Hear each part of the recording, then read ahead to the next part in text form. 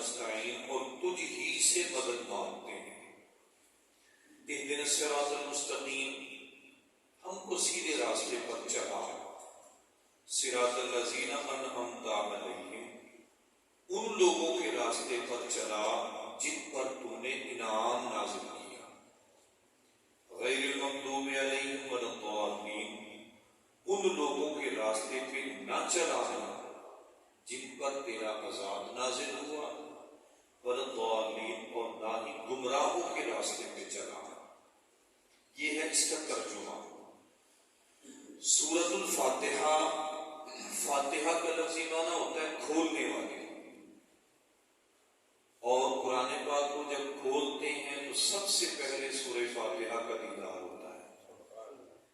اس سورہ مبارکہ کے 17 نام آتے ہیں کتابوں میں، ہمیں تو صرف سورہ فاتحہ کا نام نہیں پتا ہے، جبکہ اس سورہ مبارکہ کے 17 نام جو ہیں نا وہ کتابوں میں آتے ہیں، جن میں سے علامہ ابن کثیر رحمۃ اللہ علیہ تفسیر ابن کثیر میں جو نقل کیے ہیں، ام القرآن یہ بھی اسی سورہ کو کہا جاتا ہے، ام الکتاب یہ بھی اسی سورہ مبارکہ کو کہا جاتا ہے، الرقیہ یا الرقیہ دونوں لفظ ٹھیک ہیں۔ اس کا معنی ہوتا ہے دم کرنے والے، اور میں آگے جا کے حدیث اس میں عرض کرتا ہوں۔ الرقیہ یا الرقیہ دم کرنے والے، یہ بھی اس کا نام ہے۔ اساس القرآن یہ بھی اسی کا نام ہے۔ سورہ شفا یہ بھی اسی کا نام ہے۔ سورہ کافیہ یہ بھی اسی کا نام ہے۔ سورۃ الوافیہ یہ بھی اسی سورہ مبارکہ کا نام ہے۔ تو تقریباً 17 نام جو ہے نا یہ مختلف کتابوں میں اس کے مذکور ہیں، اور جتنے بھی اس کے سورہ مبارکہ کے نام ہیں جب اس کے مفہوم کو دیکھا جائے تو وہ سارے کے سارے نام اس پہ فٹ آتے ہیں۔ اب اس میں میں ایک عرض کرتا ہوں، جیسے الرقیہ یا الرقیہ دم کرنے والے، یا الشفا، الشفا کا مطلب ہوتا ہے بیماریوں سے نجات دلانے والے۔ اب چاہے وہ بیماری جسمانی ہو یا روحانی ہو، اگر ہم لوگ اس سے دور ہیں تو اپنی عقیدے کی سوچ کی وجہ سے ہمارا ایمان پختہ نہیں ہے، وگرنہ حدیث پاک میں آتا ہے، حضرت انس بن مالک رضی اللہ تعالیٰ آپ حدیث پاک کے راوی ہیں کہ حضرت سعید بن عبادہ رضی اللہ تعالیٰ یہ کہتے ہیں کہ ہم 30 لوگ جو ہے نا ایک سفر میں، بخاری شریف میں یہ حدیث پاک ہے، مسلم میں کیا ہے، ہم 30 لوگ ایک سفر میں جا رہے تھے، تو کہتے ہیں راستے میں ایک جگہ پہ پڑاؤ کیا تو پانی کا ایک چشمہ تھا یا پانی کا کنواں تھا، اس کے پاس ہم ٹھہرے، تو حضرت سعید بن عبادہ رضی اللہ تعالیٰ کہتے ہیں کہ ہم لوگ وہاں سے پانی لینے لگے تو اس حوض کے یا اس کنویں کے یا اس چشمے کے جو مالک تھے نا انہوں نے ہمیں پانی نہ پینے دیا، ہمیں اس سے پانی نہ لینے دیا۔ اب حضرت سعید بن عبادہ کہتے ہیں کہ ہم چونکہ مسافر تھے، پریشان تھے، کیا کریں بھائی؟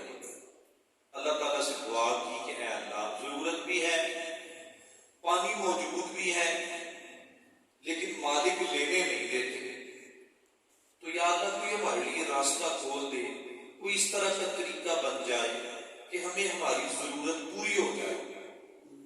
اب خدا کی کرنی ایسی ہوئی کہ وہ جو مالک تھے نا ان میں سے کسی ایک کو بچھو نے ڈنگ مار دیا۔ اب بچھو نے جب ڈسا نا تو زہر چڑھنے لگا، اب پریشان ہوئے، اب کیا کریں؟ انہی کے پاس آئے، صحابہ کرام کے پاس، تو کہتے تم میں سے کوئی ایسا بندہ ہے بھائی جو ہمارے بندے کو بچھو نے ڈنگ مار دیا ہے، تو کوئی اس کا علاج کر سکے؟ حضرت سعید بن عبادہ رضی اللہ عنہ کہتے ہیں ہاں ہم علاج کریں گے تمہارا۔ اب دیکھیں کتنا یقین کامل تھا ان کا، ہم علاج کریں گے۔ آپ لوگوں کو کچھ دینا پڑے گا، کیونکہ انہوں نے پانی تو نہ دیا تھا، بدلے میں کچھ دینا پڑے گا. تو بھائی کیا لوگ؟ انہوں نے کہا بدلے میں 30 بکریاں دو گے، 30 بکریاں تم لوگوں نے دینی ہے، ہم تمہارا بندہ ٹھیک کر دے گا. اب وہ مرنے کے قریب تھا، انہوں نے کہا میں منظور ہے. حضرت سعید بن عبادہ رضی اللہ عنہ کہتے ہیں اللہ اس کو کہاں ہے؟ اب بچھو کا ڈنگ ہے، زہر جسم میں پھیلا ہوا ہے. حضرت سعید بن عبادہ رضی اللہ تعالیٰ نے اس کو بٹھایا، سامنے لٹا کے آپ نے بسم اللہ شریف پڑھی، درود پاک پڑھا اور 3 مرتبہ یہی سورہ فاتحہ پڑھ کے دم کیا. جب آپ نے 3 پھونکے مار دیے، 3 مرتبہ پڑھی، پھر 3 مرتبہ پڑھی، پھر 3 مرتبہ پڑھی. جب پہلی پھونک مارتے ہیں تو اس کی آنکھیں کھل گئی، دوسری پھونک ماری تو بندہ اپنی حالت میں آ گیا، اور جب تیسری پھونک ماری تو اللہ تعالیٰ نے اس کو مکمل شفا عطا فرمائی. سبحان اللہ. اب وہ جو 30 بکریاں تھی نا، وہ لے تو لی انہوں نے اسی سورہ فاتحہ کا دم کرنے کے بدلے میں. اسی وجہ سے اس کو سورہ شفا اور سورہ رقیہ دم بھی کہا جاتا ہے. اب وہ 30 بکریاں جو تھی وہ سوچ میں آگ پڑ گئے. ہمارے جیسے کوئی کچے ایمان والے تھے نہیں نا کہ بس آ گیا مال کو کھاؤ گئے، حلال و حرام دیکھنا ہی نہیں ہے کہ یہ جائز ہے نہ جائز ہے ہمارے لیے. ان کے ذہن میں فوراً خیال پیدا ہوا کہ ہم نے یہ اپنی سوچ سے دل سے لے لی ہے 30 بکریاں، اب ہمارے لیے یہ جائز نہیں ہے کہ نہیں، ہمیں کھانا بھی چاہیے کہ نہیں. اب وہ آپس میں سر جوڑ کے بیٹھ گئے، کیا کریں، اپنی اپنی رائے لینے لگے. حضرت سعید بن عبادہ کہتے ہیں رضی اللہ عنہ، فرماتے ہیں نہیں، یہ ہماری رائے ہے، حتمی فیصلہ وہی ہوگا جو اللہ کے رسول کریں گے.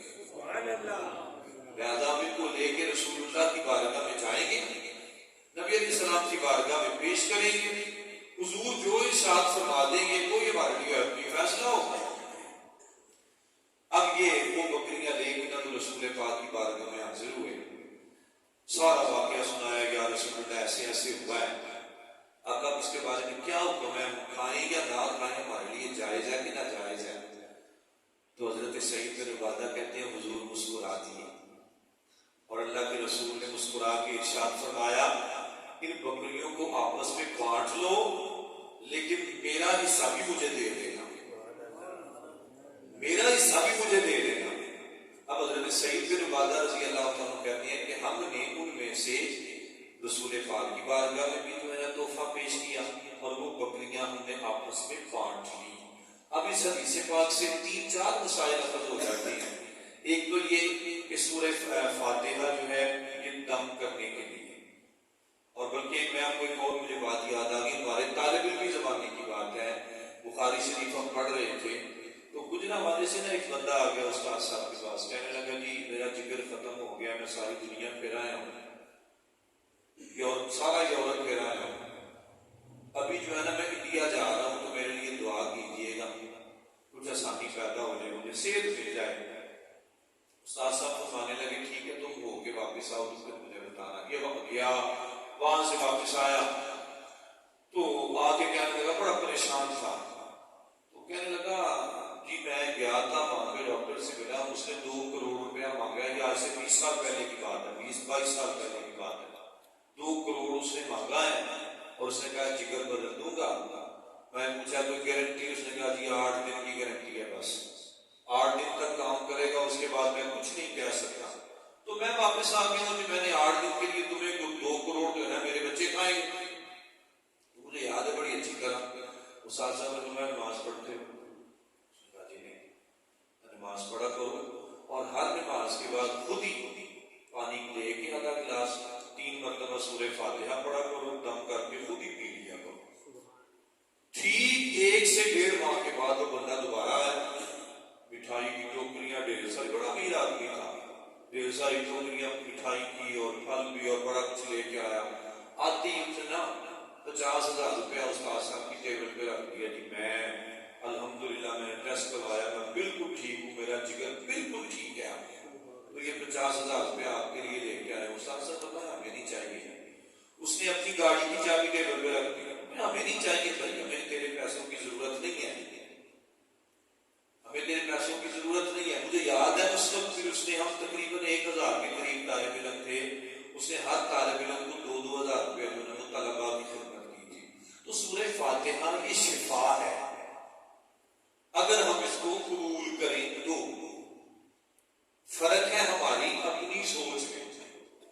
اللہ نے اس کو شفا بنا کے بھیجا ہے، اسی لیے اس کا نام سورہ شفا بھی ہے۔ تمام بیماریوں سے اللہ تعالیٰ اسے نجات عطا کرتا ہے۔ تو میرا خیال ہے کہ ہمیں معمول بنا لینا چاہیے، روزانہ بھی اگر 5 مرتبہ نہیں تو کم از کم 1 مرتبہ تو ضرور ہو، خود ہی پانی کا گلاس لیں، فجر ظہر عصر مغرب عشاء کسی وقت بھی خود ہی سورہ فاتحہ کی تلاوت کر کے خود بھی پی لی جائے اور بچوں کو بھی پلا دی جائے۔ اللہ تعالیٰ ہم سب کو ان بیماریوں سے محفوظ فرمائے۔ تو یہ سورہ فاتحہ۔ اب اس کے فضائل کی طرف چلتے ہیں۔ شروع میں کیا فرمایا؟ الحمدللہ رب العالمین، سب تعریفیں اس رب، اس اللہ کے لیے جو تمام جہانوں کا رب ہے۔ رب کسے کہتے ہیں؟ رب کا معنی ہوتا ہے پالنے والا، وہ ہستی جو تمام جہانوں کو پالنے والی ہے۔ اور اگر اس کے رب کی اصطلاحی تعریف کی جائے تو رب اس ہستی کو کہا جاتا ہے جو کسی بھی چیز کو ابتدا سے آہستہ آہستہ آہستہ اس کی انتہا تک لائے، ابتدا سے آہستہ آہستہ انتہا تک لائے۔ دیکھیں بندہ پیدا ہوتا ہے، یہ اس کی ابتدا ہے، آہستہ آہستہ بچپن، پھر لڑکپن، پھر جوانی، پھر بڑھاپا، پھر موت، یہ سارا رب ہی کرتا ہے۔ ایسی ہستی کو رب کہا جاتا ہے جو ابتدا سے آہستہ آہستہ انتہا تک پہنچائے۔ اسی معنی میں والدین کو بھی رب کہا گیا، رب ارحمہما کما ربیانی صغیرا، کہ والدین بھی جو ہوتے ہیں جو آہستہ آہستہ ابتدا سے انتہا کی طرف لے کے جاتے ہیں۔ اسی معنی میں والدین کو بھی رب کا معنی دیا گیا کہ جو اصطلاحی معنی تھا رب کا، وہ والدین پہ بھی فٹ آتا ہے۔ تو فرمایا سب تعریفیں اس رب کے لیے جو تمام جہانوں کا رب ہے۔ اب یہ جہان کتنے ہیں؟ ابھی تک جو ریسرچ ہوئی، اس ریسرچ کے مطابق عام طور پر آپ نے کتابوں میں پڑھا سنا ہوگا جی 18,000 جہان۔ حضرت سلطان باہو رحمۃ اللہ علیہ، بابا بلے شاہ رحمۃ اللہ علیہ، بابا فرید الدین گنجی شکر رحمۃ، انہوں نے 18,000 جہانوں کا ذکر کیا۔ لیکن شاہ ولی اللہ محدث دہلوی رحمۃ اللہ علیہ فرماتے ہیں کہ 77,000 جہان، 77,000 جہان وہ ہیں جو ابھی تک انسان کی ریسرچ میں آ چکے ہیں۔ لیکن اس سے آگے کیا ہے؟ اس سے آگے کتنے جہان ہیں؟ یہ میرا رب ہی بہتر جانتا ہے۔ اسی لیے کیا کہا سب تعریفیں اس رب کے لیے جو تمام جہانوں کا پالنے والا ہے، جو تمام جہانوں کا پروردگار ہے۔ اور وہ رب کیسا ہے؟ اس کی شان کیا ہے؟ الرحمن الرحیم، وہ رحمان بھی ہے، وہ رحیم بھی ہے۔ رحمان کا معنی بھی رحم کرنے والا، رحیم کا معنی بھی رحم کرنے والا۔ اب دونوں میں فرق کیا ہے؟ رحمان دنیا کے ساتھ، یعنی دنیا میں وہ رحم کرتا ہے، اور رحیم وہ آخرت میں بھی رحم کرے گا۔ دنیا میں بھی رحمان رحم کرنے والا اور آخرت میں بھی رحم کرنے والا۔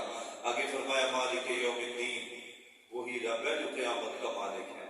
اور اللہ کہتا ہے ان الحکم الا للہ، 11ویں پارے میں آتا ہے کہ قیامت کے دن میرے سوا کسی کا حکم نہیں چلے گا، اس دن میرا ہی آرڈر ہوگا۔ تیسرے پارے میں آتا ہے یا ایھا الذین آمنوا انفقوا مما رزقناکم من قبل ان یاتی یوم لا بیع فیہ ولا خلۃ ولا شفاعۃ۔ اللہ فرماتا ہے اس دن سے ڈر جاؤ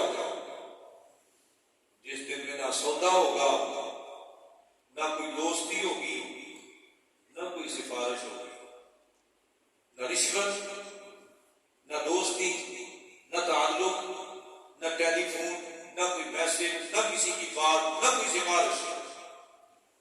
کہتا ہے اس دن کا مالک میں ہوں، مالک یوم الدین۔ پھر آگے فرمایا ایاک نعبد و ایاک نستعین۔ میرے استاد صاحب نے یہاں پر ایک مثال دیا کرتے تھے، وہ مثال مجھے یاد آ رہی ہے۔ وہ کہتے ہیں جب ایک بندہ دوسرے بندے سے ناراض ہوتا ہے اس کو منانے کے طریقے ہوتے ہیں، یہاں دنیا کی بات ہے، منانے کے طریقے ہوتے ہیں۔ پہلا طریقہ کیا ہوتا ہے؟ ترلا محنت ہوگی راضی کرنے کے لیے، کسی بندے کو منانے کے لیے۔ اگر وہ نہ مانے تو پھر اگلا طریقہ ہوتا ہے بھائی تیری داڑھی ہاتھ میں جان دے غصہ، اب جان دے، چھڑ دے اس غلط۔ پھر بھی نہ مانے تو پھر اگلا طریقہ ہوتا ہے بھائی تیرے گوڈے ماتھے۔ یہ ہمارا ایک طریقہ ہمارے معاشرے میں چلتا ہے۔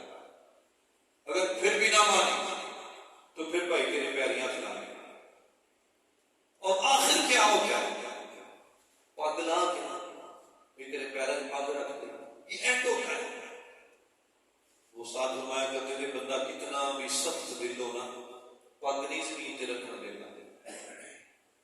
اس سے پہلے پگھل جاتا ہے. یہاں پر بھی وہی نظام ہے.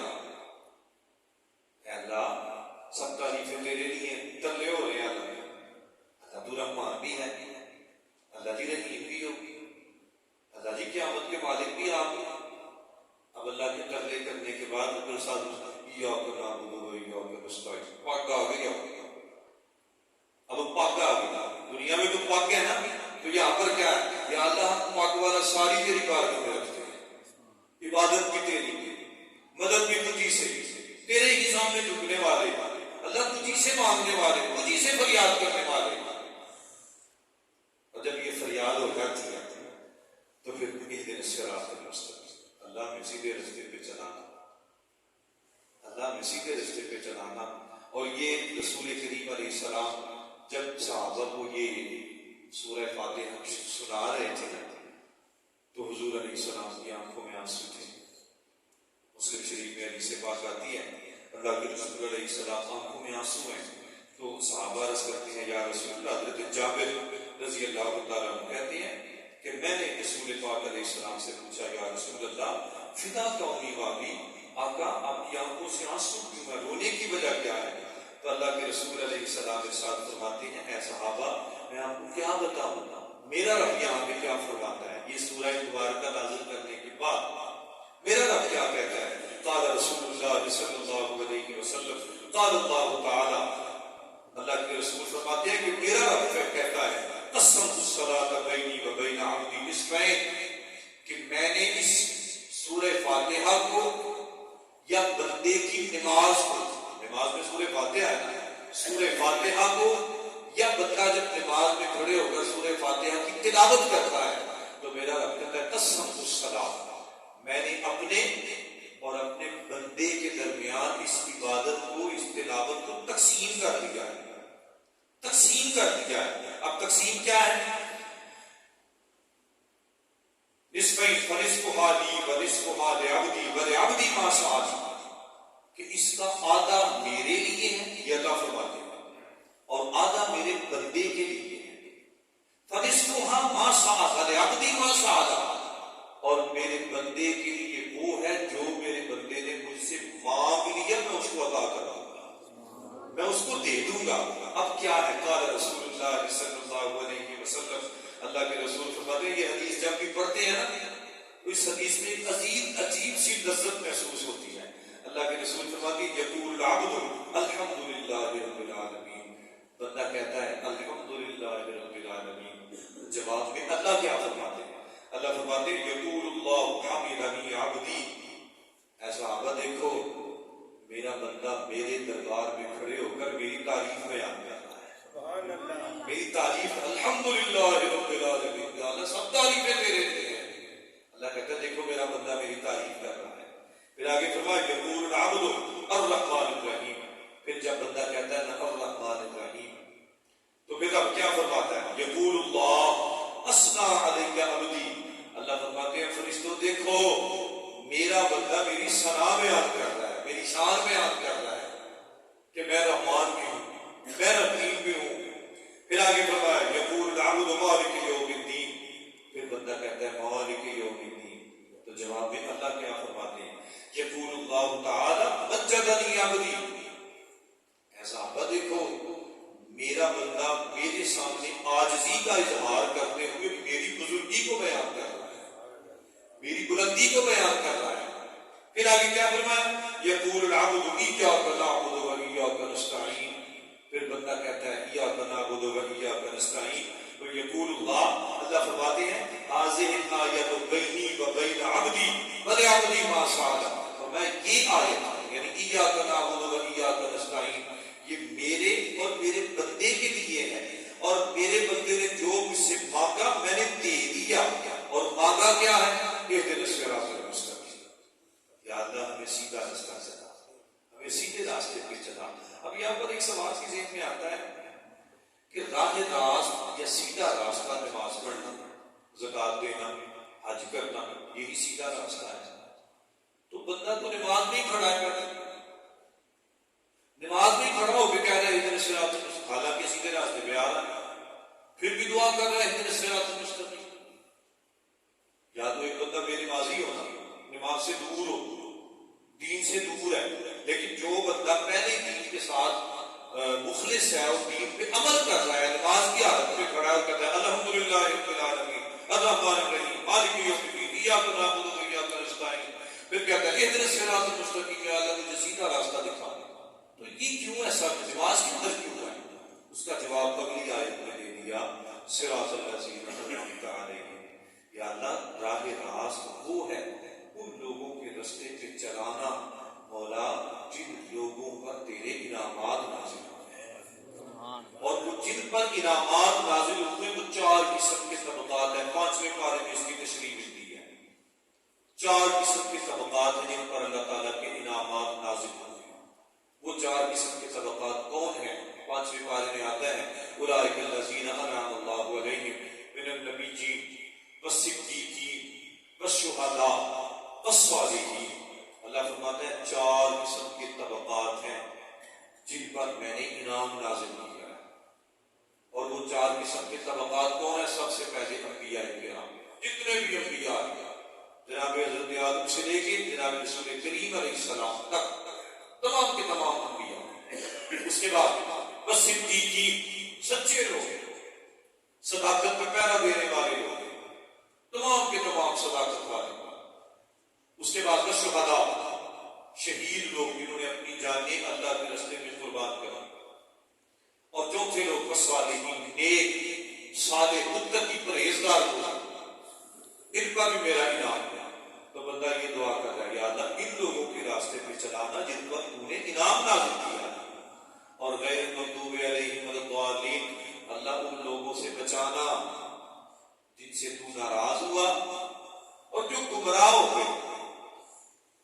اب وہ کون سے لوگ ہیں؟ حضرت سیدنا ابو ہریرہ رضی اللہ عنہ آپ کہتے ہیں کہ میں نے رسول پاک سے پوچھا تھا یا رسول اللہ صلی اللہ علیہ وسلم، آقا وہ کون سے لوگ ہیں جن پر اللہ کا عذاب ہوا اور جو گمراہ ہو گئے، جن کو گمراہ قرار دیا گیا؟ تو نبی علیہ الصلوۃ والسلام نے ارشاد فرمایا کہ جن پر اللہ کا غضب نازل ہوا وہ یہودی تھے. اور ہم آگے جا کے پڑھیں گے، میں نے یہ رمضان میں عرض کیا تھا کہ یہودی قوم کے اوپر مختلف شکلوں میں عذاب آئے تھے. کبھی پانی کا عذاب، کبھی مینڈکوں کا عذاب، کبھی خون کا عذاب، کبھی جوؤں کا عذاب، کبھی مچھروں کا عذاب، مختلف شکل میں ان پر عذاب آئے. اللہ نے قرآن کہا ہے غیر المغضوب علیہم، یا اللہ ان لوگوں کے رستے سے بچانا جن پر تیرا عذاب اور غضب نازل ہوا ہے، والضالین، اور گمراہوں سے بھی بچانا. پوچھا گیا یا رسول اللہ گمراہ کون سے لوگ ہیں؟ اللہ کے رسول نے فرمایا گمراہ عیسائی لوگ ہیں. عیسائی لوگ گمراہوں میں شامل ہیں. اور یہ یاد رکھیں 3 ہی آسمانی دین ہیں، دین اسلام، دین یہودیت اور دین عیسائیت. یہ تینوں آسمانی دین ہیں. اللہ نے ان دونوں دینوں سے پناہ مانگنے کا حکم دیا ہے کہ یا اللہ یہودیوں سے بھی بچانا اور عیسائیوں سے بھی بچانا. پھر باقی رہ گیا دین اسلام. اس کا مطلب یہ ہوا کہ صراط مستقیم نہ تو یہودیت ہے نہ عیسائیت ہے، کیونکہ خود ہی تبدیل ہو گئی نا. یا اللہ سیدھا رستہ دکھا. سیدھا رستہ کون سا؟ نہ یہودیوں کا نہ عیسائیوں کا، اور وہ سیدھا رستہ صراط مستقیم دین اسلام سے کہا جاتا ہے. ایک حدیث پاک اور عرض کرتا ہوں اور بات کو ختم کرتا ہوں. یہ سورہ فاتحہ حضرت جابر رضی اللہ تعالیٰ اس کے بارے میں کہتے ہیں، اور اس حدیث کو پلے باندھ کے لے جائیے گا، اپنے معمول کا حصہ بنائیے گا. یہ چھوٹی چھوٹی باتیں ہوتی ہیں، اگر ان کو اپنے معمولات میں لائیں تو بآسانی لایا جا سکتا ہے. یہ روٹین چلتے پھرتے کرنے والے کام ہوتے ہیں. حضرت عمر فاروق رضی اللہ تعالیٰ نے 12 سال میں سورہ بقرہ سیکھی تھی. 12 سال لگا اس پر سورہ بقرہ سیکھتے ہوئے. حالانکہ عرب کے اندر 14 ذہین ترین لوگ تھے، ان میں حضرت عمر کا شمار ہوتا تھا، لیکن جو 12 سال لگا سورہ بقرہ سیکھتے ہوئے. تو پوچھا گیا امیر المومنین اتنا عرصہ صرف سورہ بقرہ سیکھتے ہوئے؟ آپ نے ارشاد فرمایا میں سورہ بقرہ کا سبق جب رسول پاک سے ایک آیت دیتا تھا نا، سبق دیتا تھا، پہلے اس کو یاد کرتا، پھر اس کو سمجھتا، سمجھنے کے بعد اس کو عمل میں لاتا، جب تک میں مستقل اپنے عمل کا حصہ نہیں بنا لیتا تب تک میں اگلا سبق نہیں لیتا تھا. تو یہ چھوٹی چھوٹی باتیں جو ہے نا، حضرت جابر رضی اللہ عنہ کہتے ہیں ایک دن نا میں مسجد میں آیا، فقد کان رسول اللہ صلی اللہ علیہ وسلم احراق الماء، رسول پاک پانی بہا رہے تھے، مطلب وضو فرما رہے تھے. حضرت جابر کہتے ہیں فقلت السلام علیکم یا رسول اللہ، میں نے کہا اللہ کے رسول سلام قبول فرمائیے. فلم يرد، رسول پاک نے میرے سلام کا جواب نہ دیا. اس سے ایک مسئلہ تو پہلا سمجھ آ گیا، اگر کوئی بندہ وضو کر رہا ہو اس کو ہم جا کے کہیں السلام علیکم تو وہ سلام کا جواب نہ دے. اس وقت سلام کا جواب دینا ضروری نہیں جب وضو کر رہا ہے. فلم يرد، رسول پاک نے سلام کا جواب نہ دیا. اب حضرت جابر کہتے ہیں تھوڑی دیر کے بعد میں پھر کہا السلام علیکم یا رسول اللہ، اللہ کے رسول سلام قبول فرمائی. فلم يرد علیکم، رسول پاک نے پھر کوئی جواب نہ دیا. اب حضرت جابر رضی اللہ عنہ کہتے ہیں میں اندر ہی اندر نہ پریشان ہو گیا کہ رسول پاک کو میں نے 2 مرتبہ سلام عرض کیا ہے تو آپ نے 2 مرتبہ مجھے جواب دے، کہیں مجھ سے ناراض تو نہیں ہے. کہتے میں نہ انتظار میں تھا. تھوڑی دیر کے بعد فقلت السلام علیکم یا رسول اللہ، میں نے تیسری مرتبہ سلام علیکم یا رسول اللہ، سلام کا تحفہ قبول فرمائیے. کہتے ہیں فلم يرد، رسول پاک نے تیسری مرتبہ بھی مجھے جواب نہ دیا. اب حضرت جابر رضی اللہ عنہ کہتے ہیں میں بڑا حزین ہوا، بڑا پریشان ہوا، دل غمگین ہو گیا بھی اللہ کے رسول نے مجھے سلام کا جواب نہیں دیا. کہتے ہیں میں نہ پریشانی کی حالت میں مسجد کے اندر ہی بیٹھ گیا. فانطلق رسول اللہ صلی اللہ علیہ وسلم یمشی وانا خلفہ. اب کہتے ہیں کچھ دیر کے بعد رسول پاک صلی اللہ علیہ وسلم کو میں نے اپنے حجرہ پاک کی طرف جاتے ہوئے دیکھا تو میں بھی حضور کے پیچھے پیچھے چل پڑا. وانا خلفہ، میں بھی حضور کے پیچھے پیچھے جانا شروع ہو گیا. حتی دخل رحلہ، یہاں تک کہ رسول پاک صلی اللہ علیہ وسلم آپ اپنے حجرہ مبارک میں داخل ہو گئے. فدخلت، میں بھی حضور کے پیچھے داخل، حضور بھی اندر داخل ہو، میں بھی داخل. انت مسجد، اچانک دیکھا تو آپ نے اس حجرہ مبارک سے پھر واپس مسجد کی طرف تشریف لائے اور آ کے تو حضور بیٹھ کے تشریف فرماؤ. فجلست حزینا، میں بھی حضور کے پاس بیٹھ گیا لیکن تھا بڑا پریشان تھا. 3 مرتبہ میں نے سلام عرض کیا ہے اور تینوں مرتبہ مجھے جواب ارشاد نہیں فرمایا، کہیں حضور مجھ سے ناراض تو نہیں ہے. کہتے بیٹھ گیا. پھر کیا ہوا؟ فخرج علی رسول اللہ صلی اللہ علیہ وسلم وقد تدخل، رسول پاک علیہ السلام تھوڑی دیر کے بعد نا آپ نے اپنا رخ انور اٹھایا اور اس وقت آپ نا مکمل پاکی حاصل کر چکے تھے، مطلب اپنے وضو سے آپ فارغ ہو کے اپنے جسم پاک کو آپ نے صاف بھی کر لیا تھا، مکمل وضو سے فارغ ہو گئے. تو رسول پاک نے فرمایا علیکم السلام ورحمۃ اللہ وبرکاتہ، وعلیکم السلام ورحمۃ اللہ وبرکاتہ، وعلیکم السلام ورحمۃ اللہ وبرکاتہ. یعنی 3 مرتبہ میں نے سلام کیا تو اس کے بعد تینوں مرتبہ رسول پاک نے میرے سلام کا جواب بھی ارشاد فرما دیا. اب تینوں مرتبہ جواب دینے کے بعد ثم قال، پھر رسول پاک نے ارشاد فرمایا الا اخبرک یا عبد اللہ ابن جابر بأخبر سورۃ فی القرآن، بأخبر سورۃ فی القرآن. رسول پاک نے فرمایا اے جابر آؤ میں تمہیں ایک تحفہ نہ دے دوں. حضرت جابر رضی اللہ عنہ کہتے ہیں یا رسول اللہ وہ کون سا تحفہ؟ آپ علیہ السلام نے فرمایا میں تمہیں وہ تحفہ دینے لگا ہوں جو پورے قرآن کا خلاصہ ہے اور پورے قرآن سے سب سے خوبصورت اور سب سے بہتر سورہ مبارکہ ہے. اب حضرت جابر رضی اللہ عنہ کو تجسس اور بڑھ گیا کہ بھائی وہ کون سی سورہ مبارکہ ہے؟ اللہ کے رسول علیہ السلام نے فرمایا قلت بلا، یا رسول اللہ کیوں نہیں، ارشاد فرمائیں عطا فرمائیں کیا تحفہ ہے؟ تو رسول پاک علیہ السلام نے فرمایا اقرا الحمدللہ رب العالمین. آپ نے فرمایا سورہ فاتحہ کی تلاوت کر لو. عرض کی یا رسول اللہ اس کا مجھے فائدہ کیا ہوگا؟ اللہ کے رسول نے فرمایا کہ جب تم مسجد سے نکلتے ہوئے مسجد کے دروازے میں جا کے جب باہر جانے لگو تو سورہ فاتحہ کی تلاوت کر لو تو اللہ تعالیٰ تمہیں شیطان کے حملوں سے بھی محفوظ فرمائے گا اور دنیا والوں کے حملوں سے بھی اللہ تمہیں محفوظ فرما دے گا. سبحان اللہ. اب یہ چھوٹا سا عمل ہے. مسجد سے نکلیں, سورہ فاتحہ ہر بندے کو یاد ہے اور 1 منٹ نہیں لگتا پڑھتے ہوئے. دروازے سے نکلتے ہوئے باتیں بھی تو شروع کر ہی لینی ہے. خود ہی سنا دے, خود کر دے, خود ہمت دے, خود چگلی. تو کتنا اچھا ہوگا کہ ہم جب دروازے سے باہر جائیں تو سورہ فاتحہ کی تلاوت کر لیں. رب شیطان کے حملوں سے بھی بچا دے گا اور انسان کے جو ہے نا خوشگوار حملوں سے بھی اللہ تعالیٰ ہم کو محفوظ فرما دے گا. تو یہ سورہ فاتحہ کا مختصر سا خلاصہ. اللہ تعالیٰ ہم سب کو قرآن سے محبت اور شغف عطا فرمائے اور قرآن فہمی کی اللہ توفیق عطا فرمائے, عمل کی توفیق عطا فرمائے. اعوذ باللہ من الشیطان الرجیم.